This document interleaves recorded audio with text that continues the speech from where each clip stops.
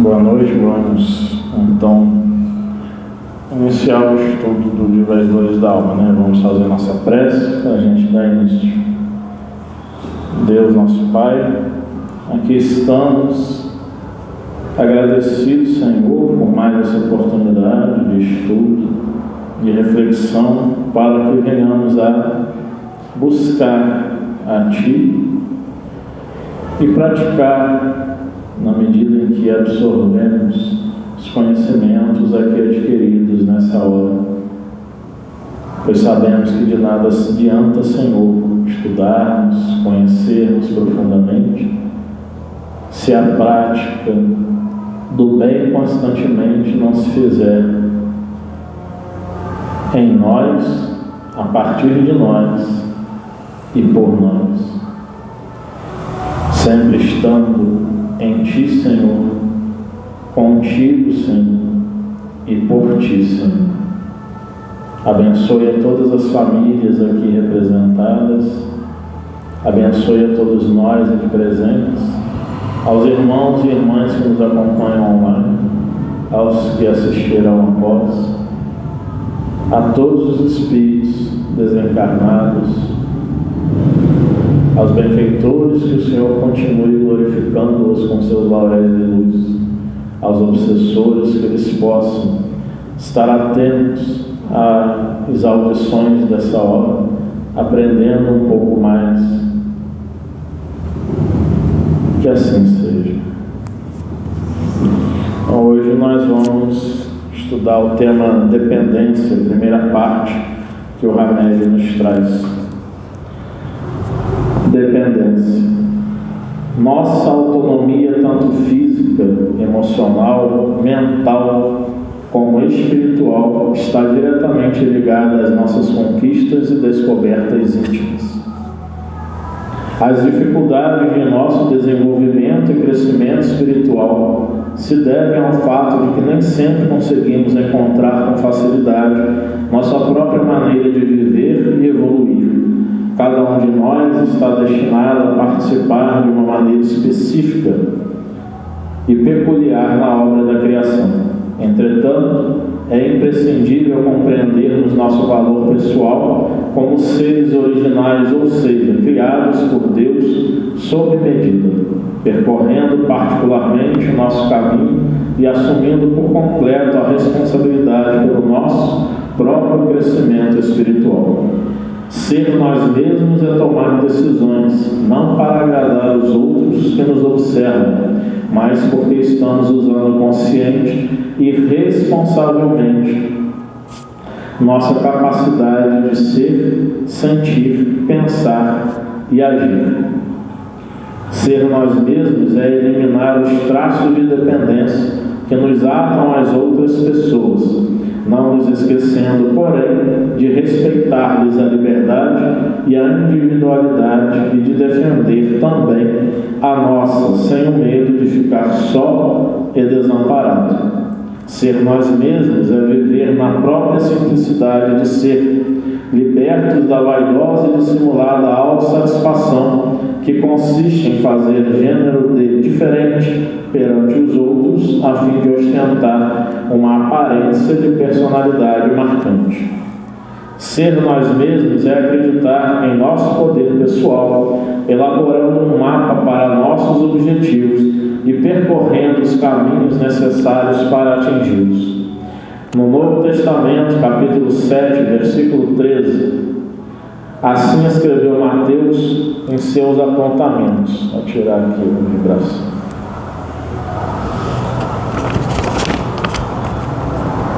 Entrai pela porta estreita, porque larga é a porta e espaçoso o caminho que leva à perdição.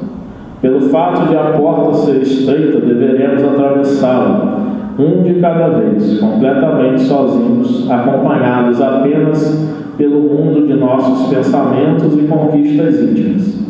A porta é estreita, porque ainda não entendemos que, mesmo vivendo em comunidade, estaremos vivendo essencialmente com nós mesmos, pois para transpor essa porta é preciso aprender a arte de ser.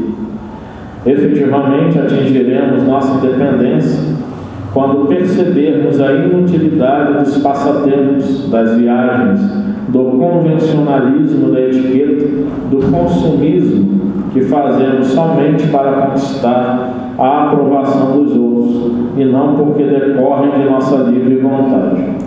Eliminar o domínio, a autoridade ou a influência das ideias, das pessoas, das diversões, dos instintos, do trabalho e dos lugares não significa que precisamos extirpar ou abandonar completamente todas essas coisas, mas somente a dependência. Podemos nos ocupar desses assuntos quando bem quisermos, conforme nossas necessidades e conveniências, sem a escravidão do condicionamento doentio. Passar por esse trajeto restrito é ter a coragem de romper as amarras internas e externas que nos impedem a conquista da liberdade. Perguntemos-nos quantos dos nossos atos e atitudes são subprodutos de nossas dependências estruturadas na subordinação da sociedade. A submissão social tem sua base inicial na busca de aprovação do outro, colocando os indivíduos na posição de permanentes escravos e pedintes do aplauso hipócrita e do verniz da lisonja. A travessia desse longo caminho erro nos levará ao reino dos céus, estruturado e localizado na essência de nós mesmos. Para tanto, devemos recordar-nos de que as leis divinas estão escritas na nossa consciência, cabendo-nos aprender a interpretá-las em nós e por nós mesmos. Jesus Cristo constantemente referia-se a esse reino interior como sendo a morada de Deus em nós. Por voltarmos costumeiramente nossos olhos para fora e não para dentro de nós mesmos, é que nunca conseguimos vislumbrar as riquezas de nosso mundo interior. Mateus prossegue em seus comentários dizendo: apertado é o caminho que leva à vida, e poucos há que o encontrem. Por vida, devemos entender não apenas a manutenção da vida biológica na Terra, que é passageira e fugaz, mas a plenitude da vida superior, iniciada, sobretudo, na vivência do mundo interior. Nossa autonomia, tanto física, emocional, mental como espiritual, está diretamente ligada às nossas conquistas e descobertas íntimas. Nossa tão almejada realização interior está relacionada com o conhecimento de nós mesmos. Apertado é o caminho, porque exige esforços importantes para que possamos eliminar nossos laços de dependência neurótica, os quais nos condicionam a viver sem usufruir nossa liberdade interior, aceitando ser manipulados pelos juízos e opiniões alheias. A liberdade se inicia no pensamento para posteriormente materializar-se na exterioridade, quebrando então os grilhões da dependência.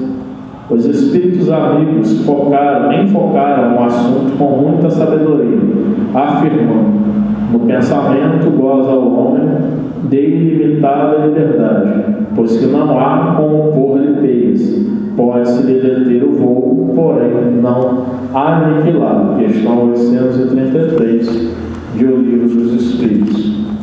Eu vou focar em 2 parágrafos depois dessa resposta, dos Espíritos lá Allan Kardec. Em um parágrafo aqui, para mim foi um parágrafo-chave também, quando ele fala: ser nós mesmos é eliminar os traços de dependência que nos atam às outras pessoas, não nos esquecendo, porém, de respeitar-lhes a liberdade e a individualidade de defender também a nossa, sem o medo de ficar só e desamparado. E aí eu me recordei de um vídeo que eu gravei no meu canal no YouTube, sobre infocracia, um vídeo de 1 minuto, e eu vou trazer aqui a transcrição do meu micro discurso, do que eu falo, e depois explanar um pouquinho. No livro Infocracia, Digitalização e a Crise da Democracia, do filósofo sul-coreano Byung-Chul Han, disse que muitos de nós estamos numa infobolha, isto é, nós estamos caminhando na contramão do discurso que é justamente o ser racional, o ter pensamento crítico, o desenvolver as fundamentações de nossas opiniões. No entanto, a polarização política entre direita e esquerda no mundo, fenômeno mundial esse, produz essas infobolhas, onde cada qual se sente pertencido a um grupo, seja nas redes sociais, seja até fisicamente, mas muito mais nas redes sociais, nessa nossa época de digitalização. E isso faz com que nós venhamos a não mais buscar a racionalidade no sentido como Habermas, filósofo alemão, falava, da ação comunicativa e sim da racionalidade digital, que é feita através dos dados. O algoritmo vai ditando as nossas ações. Até que ponto isso nos tira a liberdade? Né? Porque nós estamos, o que eu quero dizer aqui, e na verdade é uma pequeníssima resenha do que o Byung-Chul Han, filósofo sul-coreano que mora na Alemanha, coloca dessas questões em que nós muitas vezes não somos nós mesmos, né?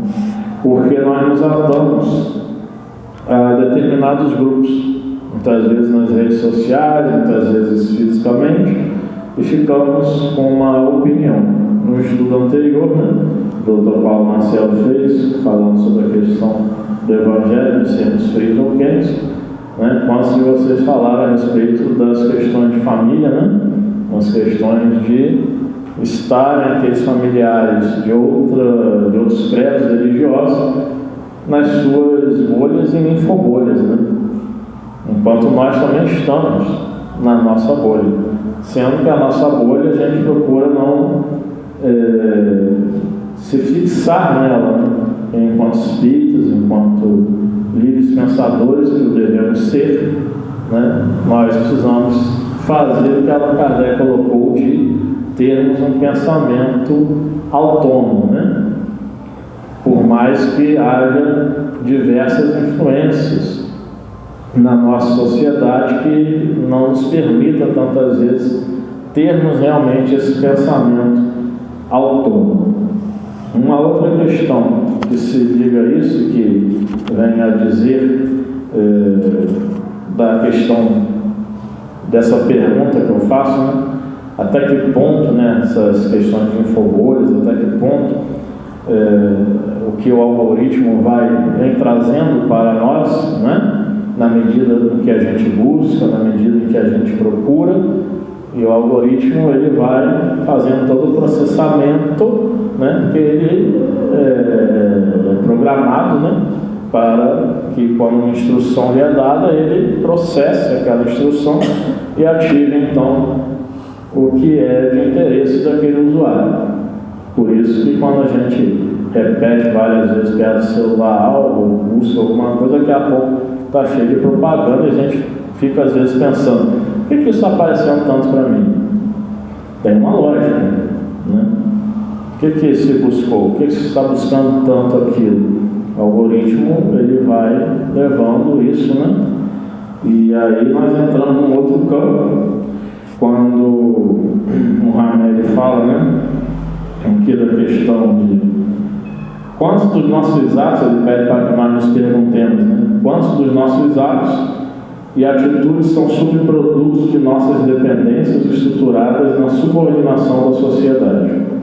A submissão social tem sua base inicial na busca de aprovação dos outros, colocando os indivíduos na posição de permanentes escravos e pedintes do aplauso hipócrita e do verniz da lisonja.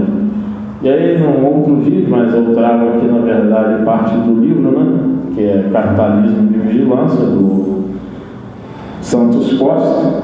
O título é Capitalismo de Vigilância, a ameaça invisível. E ele diz assim: o capitalismo de vigilância é uma abordagem econômica que se baseia na coleta massiva de dados pessoais dos usuários de plataformas digitais e serviços online.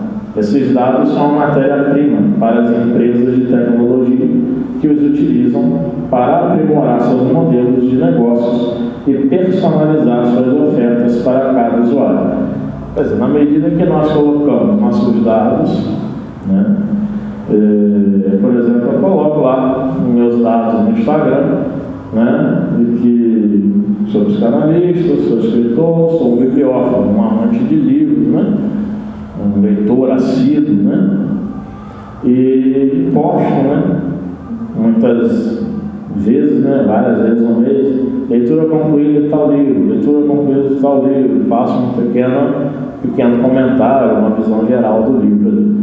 Obviamente que esses dados, a Meta, que é a empresa que está, né, comandando o Instagram, o WhatsApp, o Facebook, ela, sem que eu saiba, e até porque eu já dei uma autorização a eles sobre isso, de forma gratuita, eles podem vender esses meus dados para outras empresas e que gerem, então, anúncios que vão cair no meu e-mail, que vão cair no meu WhatsApp, no Telegram, no Facebook, no próprio Instagram, e os anúncios vão aparecer para mim de produtos, por exemplo, livros que eu gosto bastante, né?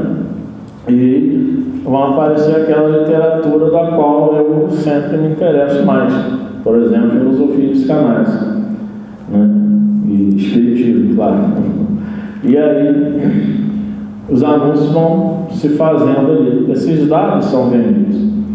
Há um documentário, há uma série de documentários na Netflix, A Era dos Dados, é muito interessante. Teve até uma parte que me chamou bastante atenção, que foi uma mulher que nesses sites de relacionamento, ela pediu e não conseguiu. Então ela recorreu à justiça e conseguiu. E ela conseguiu o quê? Os dados que a empresa tinha dela, e ela ficou assustada e admirada, e algo que nos assusta também, dela ver que tinha mais de 800 páginas sobre ela.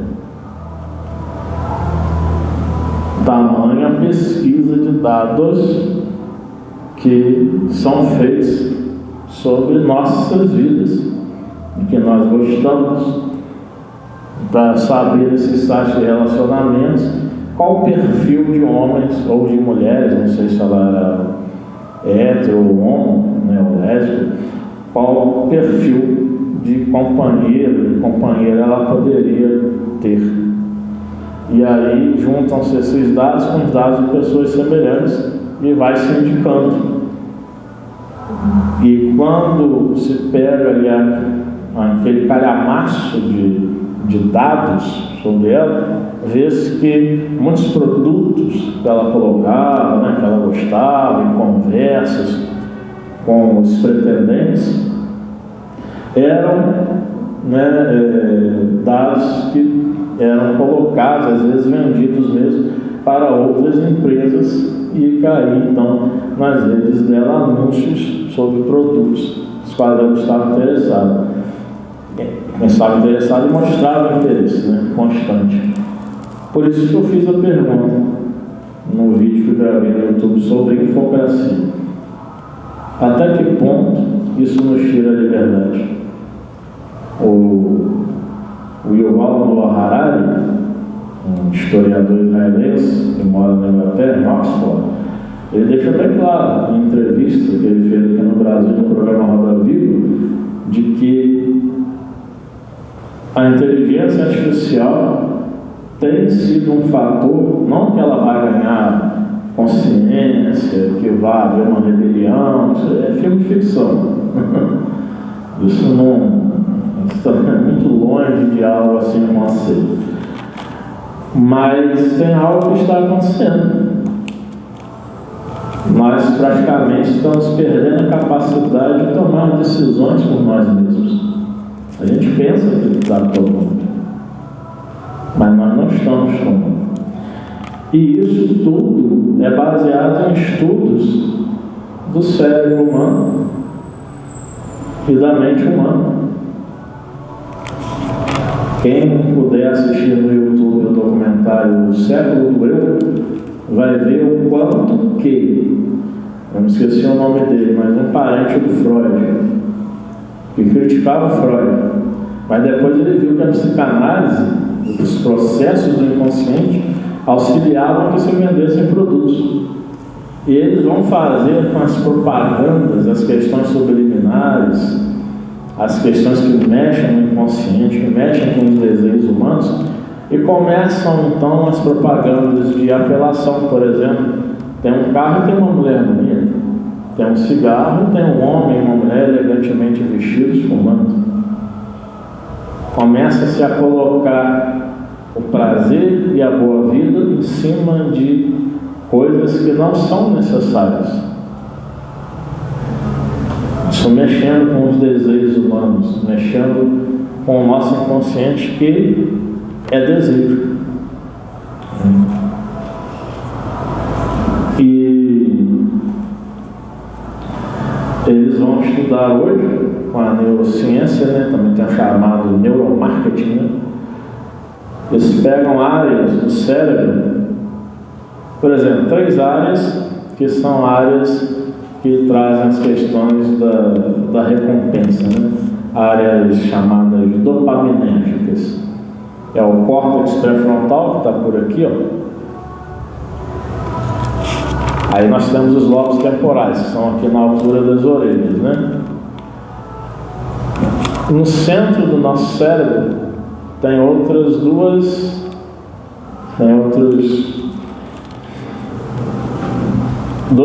pequenos acessórios, vamos dizer assim, que fazem parte desse órgão, né, chamado cérebro. Tem a amígdala e tem o hipocampo, que estão justamente, né, no centro do cérebro, aqui próximo não, centralizado, né, mas nesse direcionamento dos ouvidos aqui, onde estão os lobos temporais. O que esses acessórios fazem? O córtex pré-frontal é responsável pela atenção e pelas decisões executivas. A amígdala é responsável pelas situações emocionais. E o hipocampo é o responsável pela memória. Está correto? Eu pergunto que ele já sabe mais que eu. Né? Sim, mas realmente nesse campo você sabe mais que eu. Eu tenho que reconhecer. E aí, o que acontece? Quanto mais nós usamos determinadas coisas, quanto mais nós acessamos determinados sites, essa memória fica presente, a sensação emocional está ali, né, presente, e a tomada, a atenção e a tomada de uma decisão executiva começa a ficar prejudicada por repetições que, à medida que a gente repete, quer ter aquela mesma sensação, né, da primeira vez. Eu me recordo aí uma frase do Freud. Ele era um médico neuroanatomista e neurologista. Hoje, acredito que ele poderia ser um grande neurocientista, se reencarnado estivesse. E ele já dizia que desejo é a busca pela primeira experiência de satisfação, o que corresponde a esse achado da neurociência, no sentido de que quanto mais nós buscamos algo, nós podemos ter nossas decisões afetadas, porque a memória que o hipocampo traz da sensação, que a emoção do uso de alguma coisa faz, a gente quer estar repetindo aquela sensação primeiro. Por isso que dependentes em pornografia, dependentes em álcool, dependentes em drogas ilícitas das mais diversas, vivem nesse círculo vicioso. Também as mentes consumistas, né? ficam nessa ânsia. A dependência é total, a dependência em geral. Estou lembrando dependência de açúcar, chocolate, café, qualquer dependência. Dependência emocional, né, também está envolvida nesse campo. Então, aí a gente começa a perder o quê? A nossa liberdade. Nós nos tornamos não senhores do domínio das nossas emoções, das nossas decisões, das nossas memórias, mas escravos delas. E quando isso acontece, dá para a gente pensar e repensar o que os espíritos superiores responderam a Allan Kardec. Quando Kardec, na questão 833 de O Livro dos Espíritos, pergunta: haverá no homem alguma coisa que escape a todo constrangimento e pela qual goza de absoluta liberdade? Resposta: no pensamento goza o homem de ilimitada liberdade, pois que não há como pôr-lhe peias, pode-se lhe deter o voo, porém não aniquilá-lo. Será que temos realmente essa liberdade total de pensamento? Ana Cristina está ali balançando a cabeça. Não, talvez, quem sabe? Eu digo que não, porque há muitas influências. Há as influências da sociedade que a gente vive, há as influências dos valores familiares que nós carregamos, a cultura de um modo geral, há a influência desse neuromarketing que nos atinge. Então nós não temos essa liberdade de pensamento que a gente acha, porque se tivéssemos, quando, por exemplo, estamos num estudo, vamos colocar aqui, na história dos povos indígenas, quantos estranhamentos nós temos quando estudamos essa história? Como que a gente estranha, como que a gente às vezes admira também, mas como que tantas vezes nós estranhamos e pensamos que não haveríamos de fazer aquilo. Lembro de uma entrevista com o líder indígena Ailton Krenak, e ele colocou o seguinte: ele morando em São Paulo há um tempo, ele disse que as pessoas não entendiam, diziam que ele era louco. Ele coloca assim: diz que eu sou maluco, que eu sou louco, porque eu abraço as árvores, que eu converso com elas, porque eu louvo os rios, porque eu não me sinto separado disso. Eu sou natureza. Eu faço parte também da natureza. Não tem uma natureza distante de mim. Eu e a natureza somos um só. Para mim tudo é vida. E as pessoas,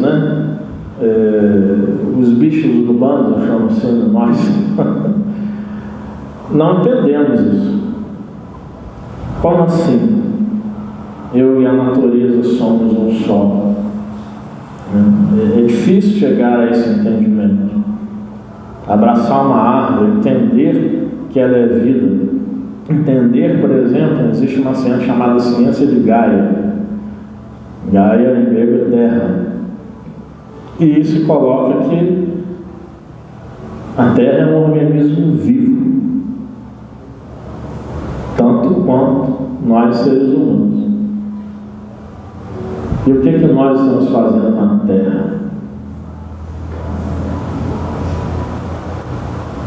Industrializamos, habitamos, urbanizamos, e esse progresso tem nos levado para onde? Destruição da natureza. Isso aí, André, destruição da natureza. Há diversos acordos, vários países, o Brasil está dentro de muitos acordos, mas dificilmente se cumprem esses acordos. Dificilmente se tem uma posição de tantos por cento de usar aqui um gás carbônico, um monóxido de carbono, mas não se tem esse limite, não se segue, por exemplo, a porcentagem estipulada pelo protocolo de Kyoto, que alguns países fazem parte. Não se dão, por exemplo, tantas vezes aos indígenas aqui no Brasil, demarcam suas terras, e tantas vezes eles têm que estar em lutas, brigando, porque não se respeita a demarcação de suas terras. E eles, os indígenas, que são os verdadeiros donos, sempre foram. Não houve descoberta do Brasil, houve invasão dos europeus. Essa é a grande verdade da história. Pedro Álvares Cabral descobriu o Brasil, invadiu. Foi uma invasão. Assim como vieram holandeses, como vieram franceses, todos invadindo, todos querendo as riquezas na nossa fauna e flora, e enganando os indígenas, os escravizando para enriquecimento, pela ambição. Então, diante dessas questões, é que eu falo que esse pensamento totalmente livre, a gente não tem, a gente precisa pensar sobre isso, de se tem esse pensamento totalmente livre. Quando a gente está envolvido em grupos, a gente entra num processo também que muitas vezes a gente deixa de pensar por si mesmo e pensa conforme o grupo pensa. A gente não tem ali um pensamento crítico. Se nós formos ler as histórias das guerras, as mais diversas, nós vamos ver o quê?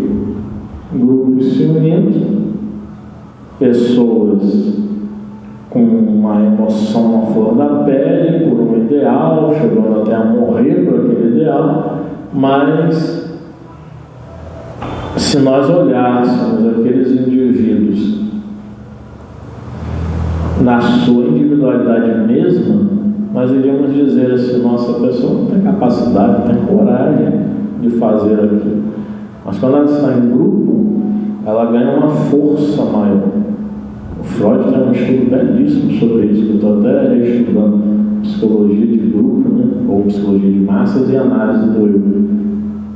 O William Reich que fala. Ele também tem um estudo de psicologia de massas e fascismo, também muito importante sobre esses processos de grupo. E o nosso tempo já foi, Vamos encerrando, para a gente partir para a segunda parte. Vamos orar. Deus, Senhor nosso, nós estamos agradecidos mais uma vez por esse momento de estudo, por esse momento de reflexões, de aprendizados, que possamos, Senhor, aprendermos a entrarmos pela porta estreita e buscarmos nela reconhecer que o caminho da evolução, por mais que se dê em meio à coletividade, ele é individual, pois que nós precisamos fazer os esforços precisos para alcançarmos maior desenvolvimento, intelecto, moral. Auxilia-nos, Senhor, também neste processo. Assim